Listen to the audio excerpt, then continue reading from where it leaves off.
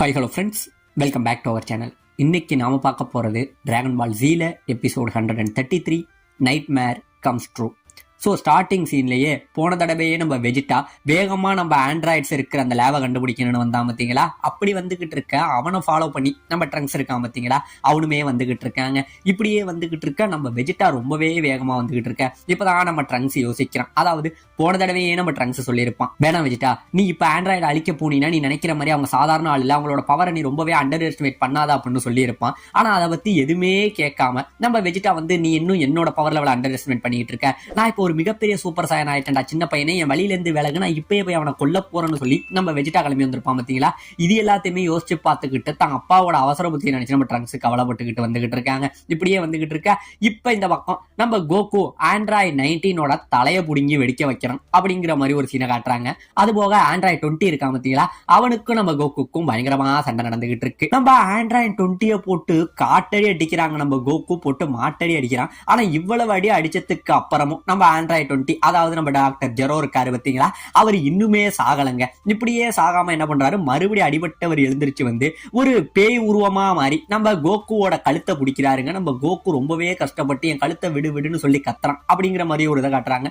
திடீர்னு வெளியில பாத்தீங்கன்னா நம்ம சீச்சியோட அந்த வாய்ஸ் மட்டும் கேக்குது, கோகு கோகு நீ கனவு கண்டுகிட்டு இருக்கேன்னு கேக்குது. ஆமாங்க, இங்க நடக்கிற எல்லாமே கனவு. நம்ம கோகுவோட கனவுல தான் அந்த ஆண்ட்ராய்ட்ஸ் கூட ஃபைட் பண்ற மாதிரி பண்ணிட்டு இருக்கான். இந்த பக்கம் நம்ம சீச்சி அவனை எழுப்புறா, கோகு எதை நினைச்சும் கவலைப்படாத, நீ கனவு தான் கண்டுகிட்டு இருக்குன்னு சொல்லி கொஞ்சம் கொஞ்சமா அவனை பார்த்து அவன் தலையில வந்து இந்த ஜுரம் வந்தா அந்த இதுல எல்லாம் துணி மாதிரி வைப்பாங்க பாத்தீங்களா, அந்த மாதிரிலாம் வச்சு நம்ம கோகுவை நார்மல் ஆக்குறாங்க. இந்த பக்கம் நம்ம யாம்சா மட்டும் கெஞ்சிக்கிட்டு இருக்கான், கோகு உன்னால முடியும், உன் முயற்சியை விட்டுறாதா அப்படிங்கிற மாதிரி நம்ம யாம்சா மட்டும் நம்பிக்கை வச்சுக்கிட்டு இருக்காங்க.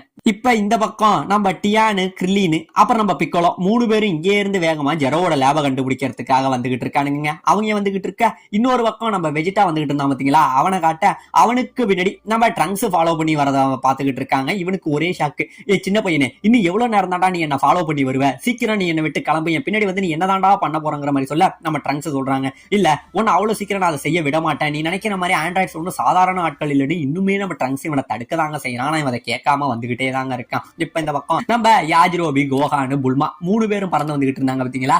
அப்படி பறந்து வந்துகிட்டு இருக்க நம்ம புல்மா தாங்க சொல்றா, நான் நினைச்ச மாதிரி ட்ரங்க்ஸ் ஃபியூச்சர்ல ஒரு மிகப்பெரிய ஒரு நல்ல பையனா வந்துட்டான் அப்படிங்கிற மாதிரி சொல்ல, உடனே நம்ம யாஜிரோபி என்ன சொல்றான், நீ தான் சொல்லணும் இவனை அவங்க அப்பா மாதிரி அவசர புத்தி உள்ளவந்தாங்கிற மாதிரி சொல்ல, உடனே நம்ம புல்மாவுக்கு பயங்கரமான கோவம் வந்துருது. என்னடா சொன்ன என் பையனே நீ இப்படி சொல்றியாடான்னு சண்டை போட்டுக்கிட்டு என்ன பண்றா, ஏற்கனவே நம்ம கோஹானு வெயிட்ட தூக்க முடியாம தாங்க இவங்களை தூக்கிட்டு வருவான். திடீர்னு இவ போடுற சண்டையில ஒரு காட்டுக்குள்ள உளுந்து மறுபடியும் எப்படியோ எழுந்திருச்சு வந்துருவாங்க. அப்பதான் நம்ம புல்மா சொல்லுவா, என் பையனே இப்படி சொல்லிட்டீல, நீ வேணா பாரு, உன நான் இப்பயே வெஜிட்டா கிட்ட சொல்லி உன் கதையை முடிக்க சொல்றேன்னு சொல்ல நம்ம யாஜிரோபி கெஞ்சிரான், ஏ புல்மா அந்த வேலையை மட்டும் பாத்துறாதடி, என்ன அவங்கிட்ட மாட்டி விட்டுறாதங்கிற மாதிரி கெஞ்சிராங்க. இப்ப இந்த பக்கம் நம்ம கிர்லீனு, பிக்கோலோ, அப்புறம் நம்ம டியானு 3 பேரும் ஒரு வழியா ஜெரோவை தேடி வந்தாங்க பாத்தீங்களா. அப்படி வந்தவங்க ஏதோ ஒரு சிட்டிக்கு வந்துடுறானுங்க. அப்படி சிட்டிக்கு வந்தவங்க அங்க சுத்தி முத்தி பாக்குறானுங்க. இது சிட்டி ரொம்பவே பெருசா இருக்கு. இப்ப நம்ம இந்த இடத்துல ஜெரோவோட அந்த லேபை எப்படா கண்டுபிடிக்கிறது அப்படின்னு தெரியாம இவங்க 3 பேரும் ஒரு பக்கம் முழிச்சுக்கிட்டு நிக்கிறானுங்க. முழிச்சுக்கிட்டு நிக்க அந்த டைம்ல அந்த சிட்டில இருந்து நிறைய காத்து வீசும். அப்படி காத்து வீச அந்த காத்துலயே நம்ம கிர்லின் உறைஞ்சு போயிடுறாங்க. இங்க ரொம்பவே பனிமயமா இருக்கு.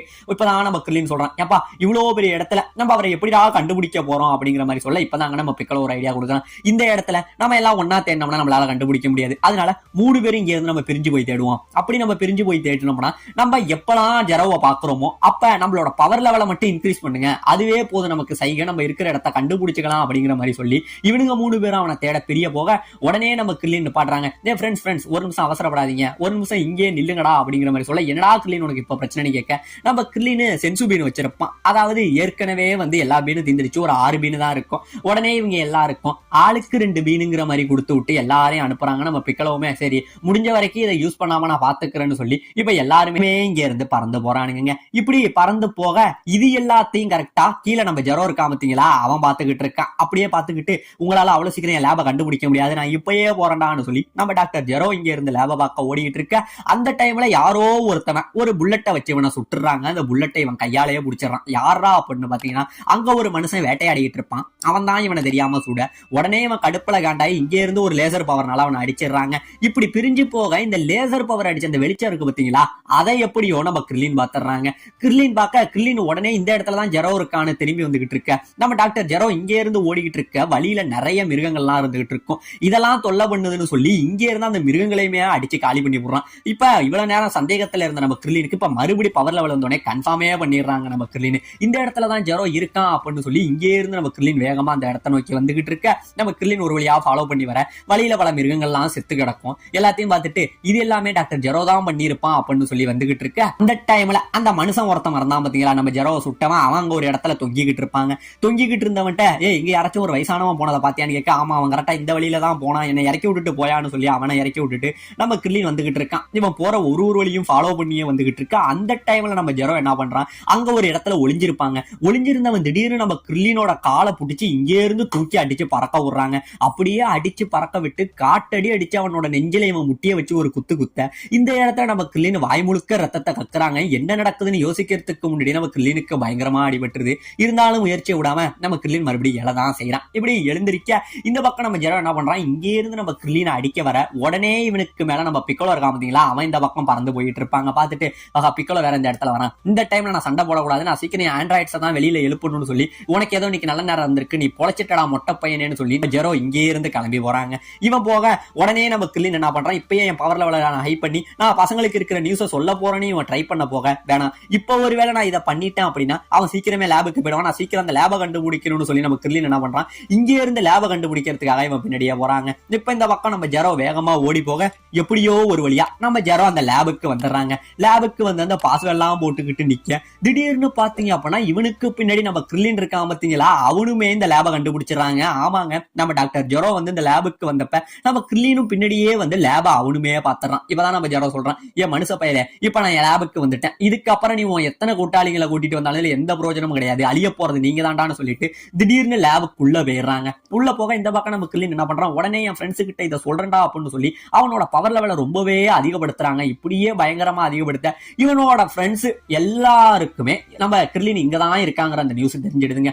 இப்ப இந்த பக்கம் நம்ம ஜெரோ லேபுக்குள்ள வந்து கையில ஒரு ரிமோட் எடுக்கிறாங்க. ரிமோட் எடுத்துட்டு போன தடவையே இந்த 2 ஆண்ட்ராய்ட்ஸ் என்கிட்ட ரொம்பவே மக்கர் பண்ணுது, இந்த தடவை அவங்க கரெக்டா இருப்பாங்கன்னு நான் நினைக்கிறேன் அப்படின்னு சொல்லிக்கிட்டு என்ன பண்றான், ஸ்டார்டிங்ல ஆண்ட்ராய்ட் 17 இருக்கிற ஒரு பாக்ஸ் இருக்குங்க, அதை இங்க இருந்து இவன் ஓபன் பண்றாங்க. ஆமாங்க, ஓபன் பண்ண அதுல இருந்து ஒரு ஆண்ட்ராய்டு வரான். இதோ ஒருத்தன் வராம பாத்தீங்களா, ஆரஞ்சு கலர் ஸ்கார்ப் போட்டுட்டு, இவன் தாங்க ஆண்ட்ராய்ட் 17. இவன் உடனே வெளியில வந்தவன் நம்ம ஜெரோ கையில உள்ள அந்த ரிமோட்டை பாக்கலாம். பார்த்துட்டு உடனே டாக்டர் ஜெரோ எப்படி இருக்கீங்க, நல்லா இருக்கீங்களாங்கிற மாதிரி ரொம்பவே பாசமா கேட்க நம்ம ஜெரோவுக்கு ஒரு ஷாக்கு. பரவாயில்லையே, போன தடவை மாதிரி இவனுங்க இல்ல, இப்ப அந்த ஆண்ட்ராய்ட்ஸ் ரொம்பவே நல்ல பிள்ளைங்களா மாறிட்டுங்கிற மாதிரி நினைச்சுக்கிட்டு என்ன பண்றான், அடுத்தது ஆண்ட்ராய்டு 18 இருக்கிற அந்த பாக்ஸ் என்ன பண்றான், இங்கே இருந்து ரிலீஸ் பண்றாங்க. இங்கே இருந்து ரிலீஸ் பண்ண உடனே அதுல தோ எல்லோ கலர் ஹேர் வச்சுட்டு ஒரு பொண்ணு வரா பாத்தீங்களா, இவதாங்க ஆண்ட்ராய்டு 18. சோ இதுக்கப்புறம் இவங்க எல்லாமே கெனன் கேரக்டரா மாறிடுவாங்க, நல்லாவே பாத்துக்குங்க. சோ இப்ப இவ வெளியில வர உடனே நம்ம ஆண்ட்ராய்டு 17 வந்து நம்ம 18 வந்து கஞ்சாட பேசிக்கிறாங்க. அப்படியே பேசிக்க உடனே நம்ம 18 என்ன பண்றா, நம்ம டாக்டர் ஜெரோ கையில உள்ள அந்த ரிமோட்டை பாக்குறான். பார்த்துட்டு என்ன டாக்டர் ஜெரோ நல்லா இருக்கீங்களா அப்படிங்கிற மாதிரி பேசி இவனும் நல்லபடியா பேசுறான். உங்களுக்கு என்ன ஆயிடுச்சு அப்படிங்கிற மாதிரி கேட்க, ஆமா நானும் ஹியூமனா தான் இருந்தேன், நானும் எட்டர்னல் லைஃப் அடையணும் அப்படின்னு என்னோட சோல் எல்லாத்தையுமே, என்னோட மூளை இது எல்லாத்தையுமே வந்து நானும் வந்து ஆண்ட்ராய்டுக்குள்ள மாத்திக்கிட்டேன் அப்படிங்கிற மாதிரி சொல்றாருங்க. ஆமாங்க, இவ்வளவு நேரம் ஓடுனது வந்து இவர் வெறும் ரோபாட் கிடையாது, இவர் உருவாக்கின ரோபாட் கிடையாது, இவரே வந்து இவர் ஒரு ரோபோவா சைபார்க்கா மாத்திக்கிட்டு இருந்திருக்காருங்க நம்ம ஜெரோ. இந்த கதை எல்லாத்தையுமே சொல்ல, சரி உங்களுக்கு ஒரு முக்கியமான வேலை, அதாவது வெளியில கோகுவோட ஃப்ரெண்ட்ஸ் என்ன கொல்றதுக்காக துரத்திட்டு வந்துகிட்டு இருக்காங்க, உங்களுக்கு நான் கொடுக்குற முதல் கட்டளை அவங்கள நீங்க அழிக்கணும் அப்படிங்கிற மாதிரி சொல்ல, சரி டாக்டர் உங்களுக்காக இதை நாங்க பண்றோம் அப்படிங்கிற மாதிரி இவங்க சொல்றாங்க. இந்த பக்கம் நம்ம பிக்கலோ டியான் நம்ம கிர்லின் இருக்கிற இடத்துக்கு வர உடனே இவங்க வந்து ரொம்பவே நல்ல வேலை பண்ண கிர்லின், நாங்க இப்பயே போய் அவன் கதையை முடிக்கிறோம்னு சொல்லி லேபுக்குள்ள அழிக்க வர